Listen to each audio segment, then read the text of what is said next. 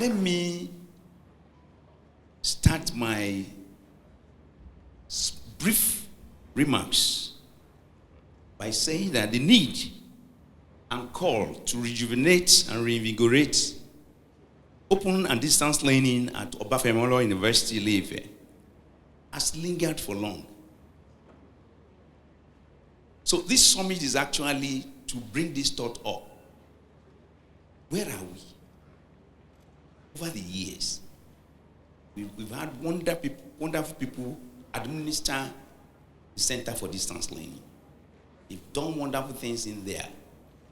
But there's need for us to check ourselves, evaluate ourselves, and check where we are and how far we've gone, and see what steps do we now need to take to move forward. So, this summit is to evaluate the status of OAU CDL in an attempt to know how well we have been progressing over the years and where we are for now. First, I want to really use this opportunity again to appreciate the works that the director for the Center for Distance Learning, and the deputy director, as well of all staff, as well as all staff and instructors of the Center for Distance Learning. They've been doing well. They are still doing well, and I know they will continue to do well. We appreciate your leadership style. We appreciate the DVC academic under which the CDL is being coordinated. It is also important to appreciate the good works of those that have led the center over the years.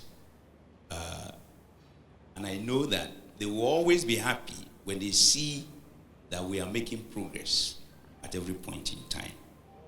However,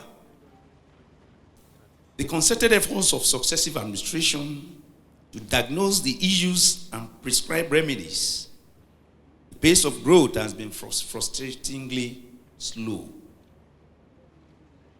They've been trying. Definitely we know that there's no foolproof system, but at least when you are trying to solve some problems, you want to see that the outcomes are somewhat drastic and that it will have a lot of impact that many will see. There are different challenges limiting the expected growth of the center, and we need to note this. And these are some of the things we want to deliberate on at this summit. One of the foremost obstacles that identified is the persistent skepticism towards ODL among some members within the system. Despite the undeniable success stories of our ODL economics, HOD economics and the faculty, thank you very much. ODL accounting, same thing. ODL nursing science programs. There's this persistent bias on ODL programs as being inferior alternatives to the traditional face-to-face learning platform. And I think there's need to change that. Actually, COVID had brought in something new. And this new thing is what we should try to embrace. And forget about those past thoughts that this face-to-face thing is the best and only best way. Hybrids are being kept for now, and with the thought that at the end of it, we are going to translate into the virtual with a larger percentage than even the face-to-face. Linked to this challenge is the alarming tendency of some instructors to relegate their responsibilities within ODL programs to a secondary status compared to their face-to-face lecture commitments. This neglect manifests in delayed grading and result processing, resulting in a disheartening experience for our students and casting a shadow over the reputation of our ODL offerings and even the university at large. See, one of the things students will always want to see is that they are in school, they will be committed to doing continuous assessments, exams, different forms. The next thing is they want to see their results, and on time too. They want the results processed on time, because these results serve as the basis for them to move forward. Purposes of admission in some other places, or even within our own system, and even for job, wherever they need it. So if they do not get this thing on time, it creates a sort of problem. They become depressed and find it difficult to understand why they are not being given their results on time.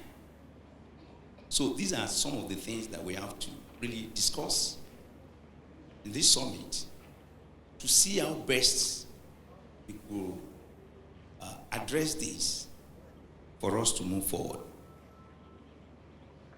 A further order lies in the reluctance of academic departments to champion proposals for ODL versions of their NUC accredited programs that are to be processed for Senate approval. And in fact, this limits the reach of our educational offerings, and it should be addressed. We will implore all academic departments to look through this and ensure that we're able to address them accordingly. To confront these challenges head-on, the Senate Council of the University working on granting the OAU Center for Distance Learning a faculty status. I think that had been granted. Yes. And in no time, so we believe that we'll be able to implement this to the letter. And that will give a little bit of autonomy to the center.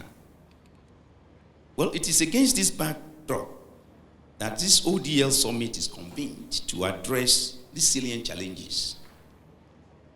The aim is not merely to gather around together here, although it's also part of it, but to confront these challenges squarely and be able to find solutions to them. This sort of gathering also provides the platform for networking,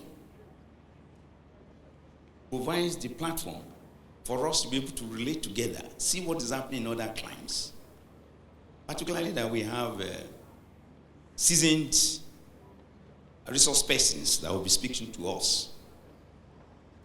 This summit serves as a crucible for stakeholders to gain insights from global best practices through our resourceful speakers, and to illuminate the path forward for the rapid progress of ODL at Bamire University.